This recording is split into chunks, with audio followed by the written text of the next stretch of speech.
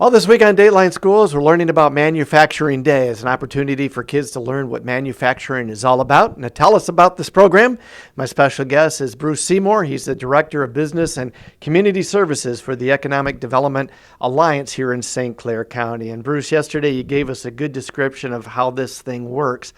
How did this partnership get started with our local schools?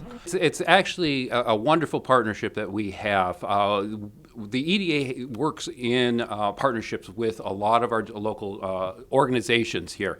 We find that by partnering with other organizations and agencies, we can expand our reach and make a much more impactful statement. And so when we decided to start looking at Manufacturing Day, we turned to our partners at SCCRESA. And they have been key throughout this entire process.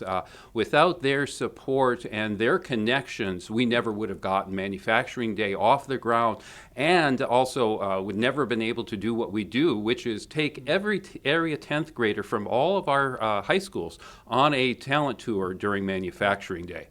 So we give a lot of credit to our partners over at SCCRESA for coordinating with the local schools for the dates when the tours will occur, the busing and getting the kids out of the classes and on these tours. They do a fantastic job, and we're very pleased to have them as a partner. When you talk about taking 10th grade students, how many kids are we talking about? I believe it's around 1,100 students that go each year on this tour. This is the 5th year that we've been doing these talent tours here in St. Clair County.